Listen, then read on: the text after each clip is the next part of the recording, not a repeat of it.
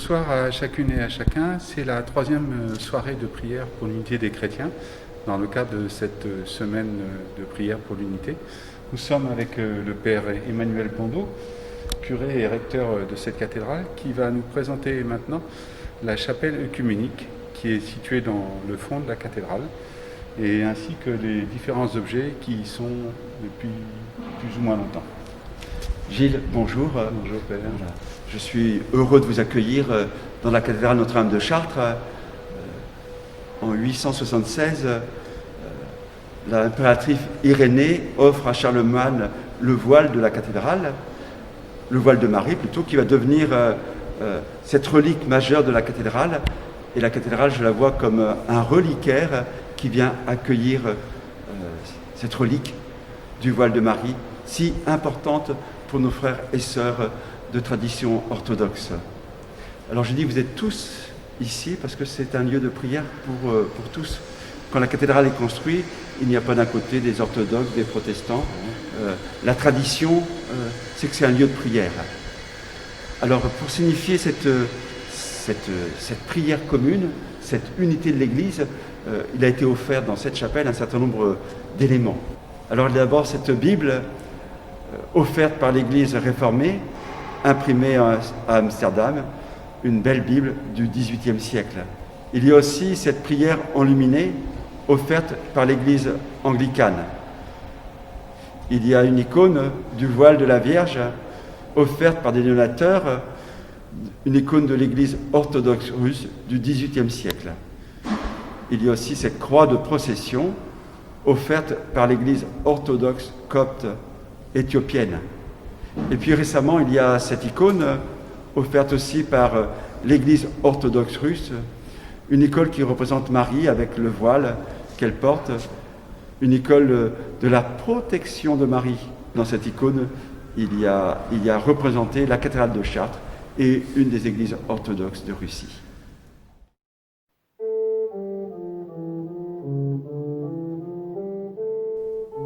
Prière attribuée à saint Richard, évêque de Chichester, au XIIIe siècle. Grâce te soit rendue, Seigneur Jésus-Christ, pour toutes les souffrances et tous les affronts que tu as subis pour nous, pour toutes les bénédictions que tu nous as données, ô Rédempteur très miséricordieux, notre ami, notre frère. Puissions-nous mieux te connaître, t'aimer plus tendrement et te suivre de plus près chaque jour.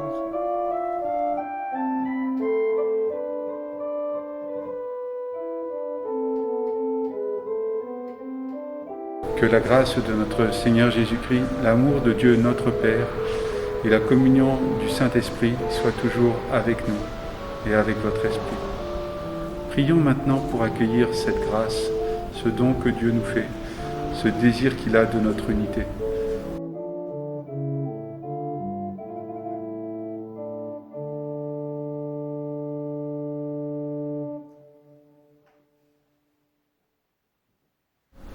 Merci Seigneur de nous donner ton Esprit Saint et de nous appeler à cette unité. Merci de nous donner la paix entre nos églises. Merci de venir nous visiter. Merci pour ta bonté et ta bienveillance. Amen.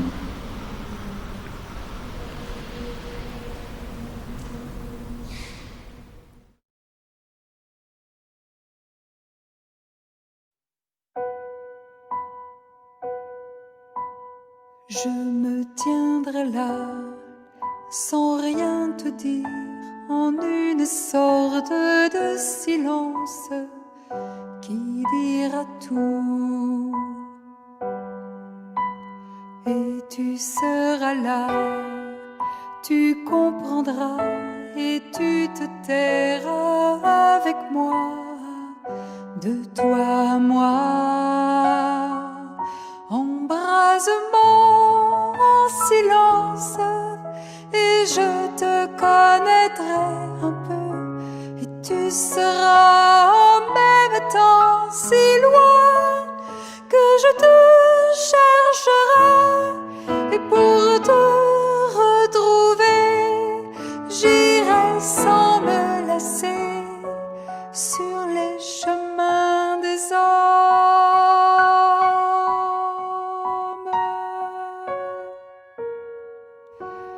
Je me tiendrai là, sans rien te dire, en une sorte de silence qui dira tout. Et tu seras là, tu comprendras et tu te tairas avec moi, de toi à moi.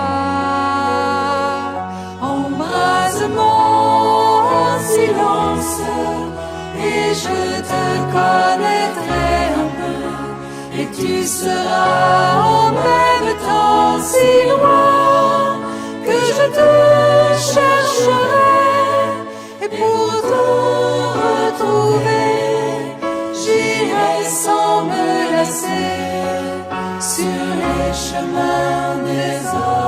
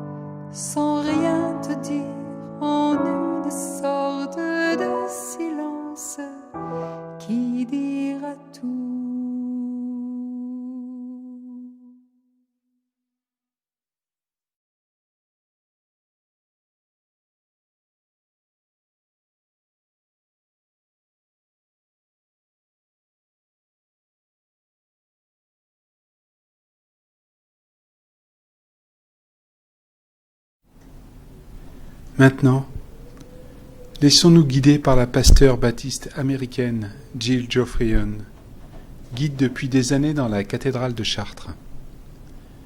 Elle médite sur les signes de la vigne dans cette cathédrale. Bonsoir, je suis vraiment contente d'être avec vous pendant cette semaine de prière à Chartres. Comme beaucoup de vous savez déjà, je suis amoureuse de la cathédrale de Chartres. Et c'est ma joie ce soir de partager avec vous les images de la cathédrale qui sont liées avec l'écriture de la semaine.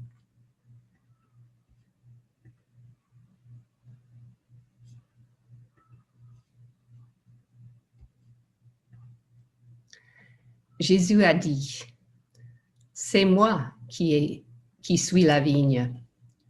Vous êtes les sarments.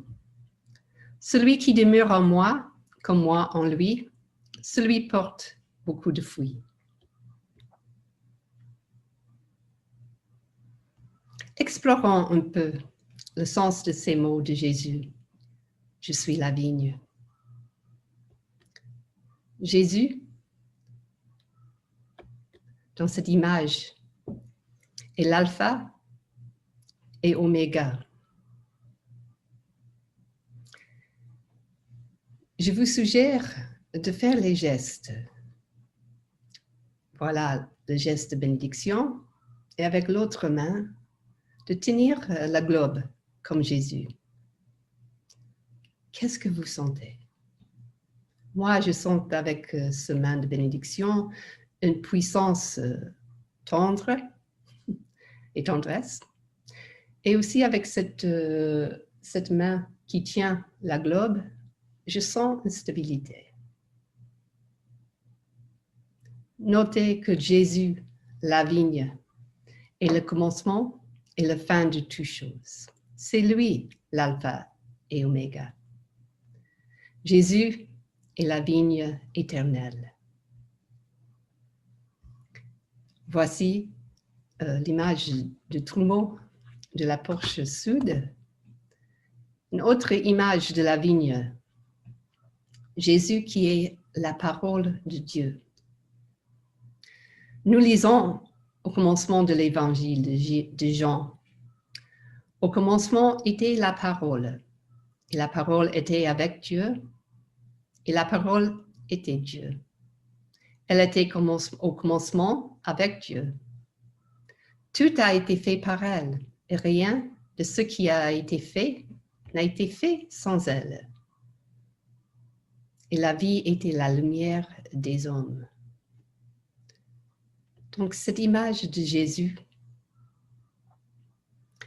c'est la parole et la vie qui tient le livre de la vie. Oui, c'est Jésus qui anime tout qui est vie. Regardez maintenant cette image.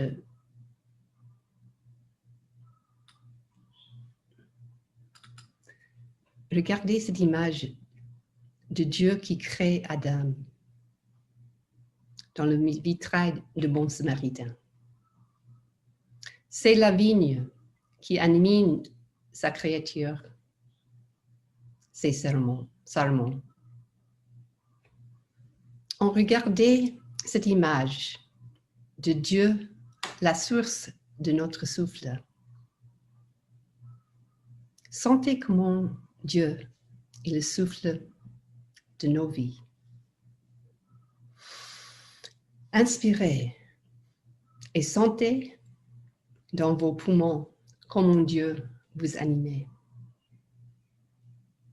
Maintenant, inspirez 3 fois profondément et avec chaque inspiration, sentez votre connexion avec Dieu qui anime. Si vous voulez, vous pouvez mettre votre main pour focaliser votre attention.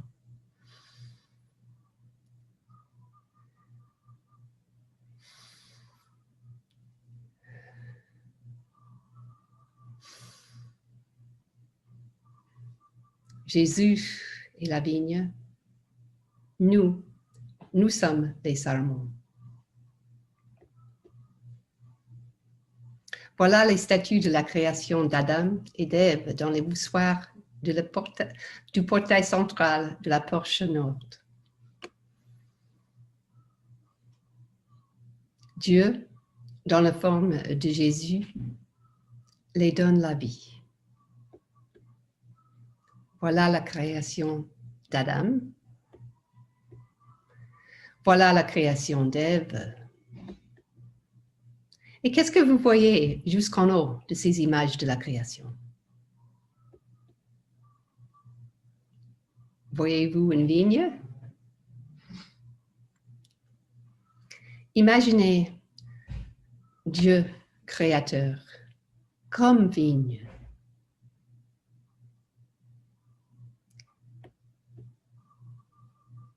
Imaginez Adam comme le sarment qui pousse de cette vigne. Imaginez Dieu créateur comme la vigne. Imaginez Ève comme le sarment qui pousse de cette vigne.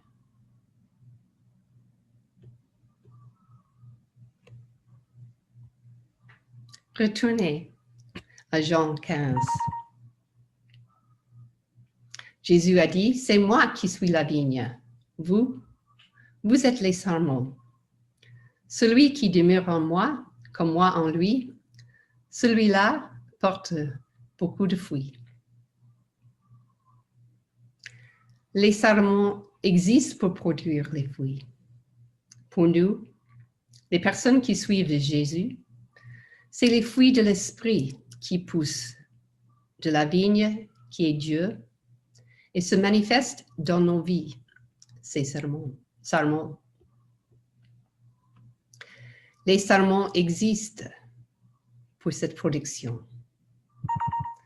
Ce qui suit, c'est une méditation visuelle pour nous aider d'être reconnaissantes de cette vigne de nos vies et ce que cette vigne fait dans nos vies. Nous suivons la métaphore que c'est la vigne éternelle qui partage la vie avec ses sarments et c'est lui qui produit les fruits. Donc, ce n'est pas une méditation pour dire ce que nous faisons, pas du tout. En regardant ces images, notez où vous trouvez chaque fruit de Dieu en vous.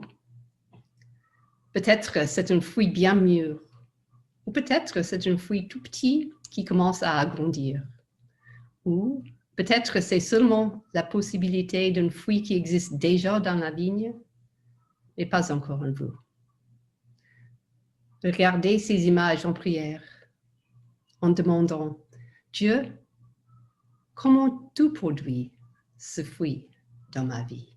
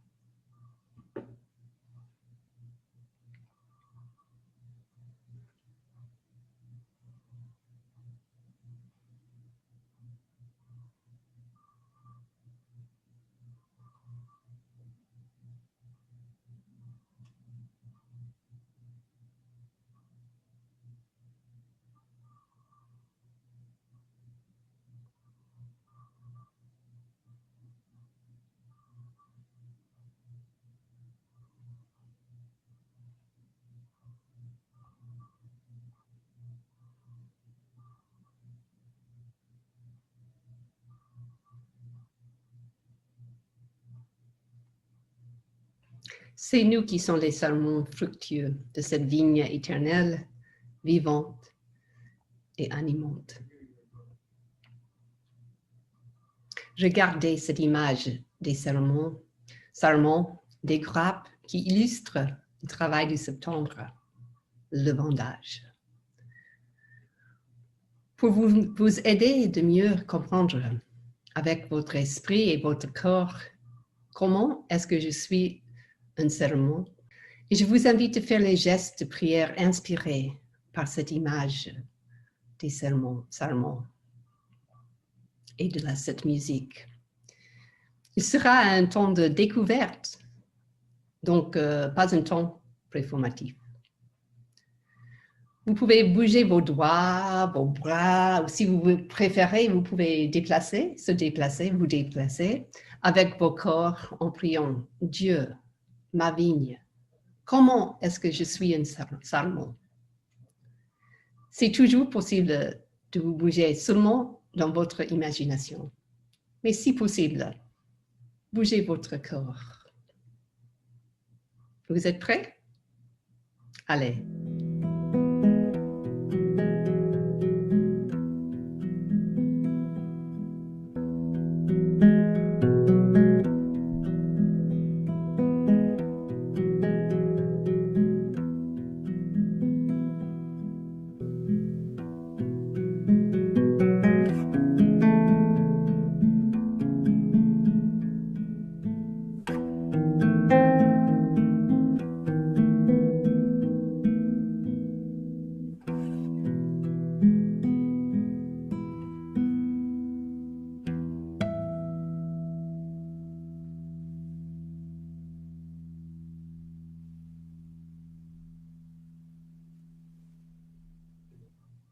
C'était un petit moment, nous n'avons pas beaucoup de temps, mais prendre quelques moments pour vous demander qu'est-ce que je veux garder.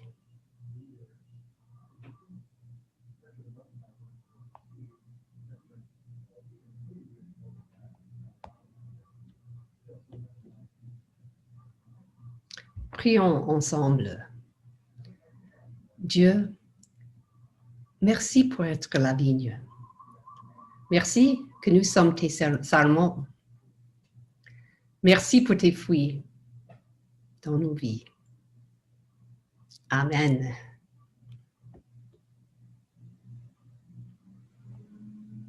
Maintenant, je veux continuer avec vous en priant ensemble, vous en notre voix, moi aussi en notre voix, la prière pour l'unité des chrétiens que nous prions chaque soir dans la cathédrale.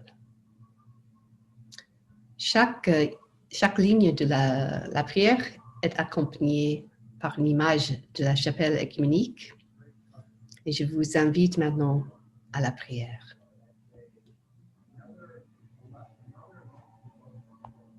Seigneur Jésus, qui a prié pour que tout soit un,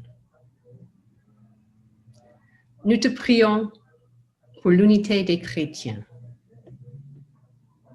telle que tu la veux, par les moyens que tu veux. Que ton esprit nous donne d'éprouver la souffrance de la séparation, de voir notre péché et d'espérer au-delà de toute espérance. Amen. Recevez la bénédiction. Que Dieu, votre vigne, puisse donner, notre vigne, puisse donner à nous ses sarments, les fruits de l'esprit, afin que nous puissions continuer notre travail ensemble pour sa gloire et que nous puissions servir le monde qu'il aime. Amen. Un tout petit mot ici à la fin.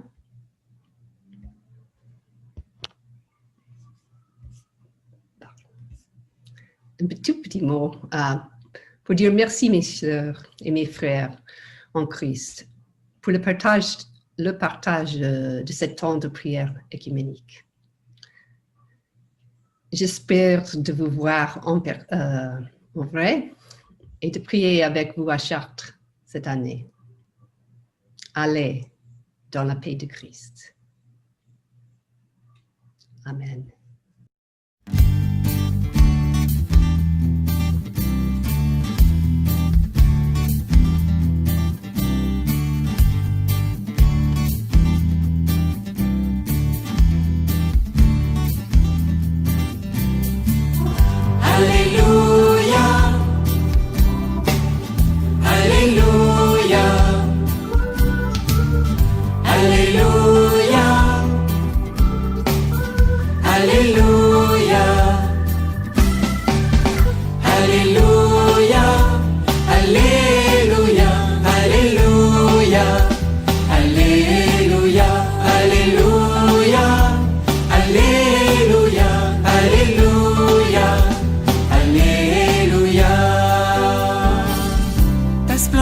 Chantée par tous ceux qui aiment tes volontés, ta puissance est annoncée au milieu de ton peuple. Alléluia, Alléluia, Alléluia, Alléluia, Alléluia, Alléluia, Alléluia, Alléluia. Alléluia.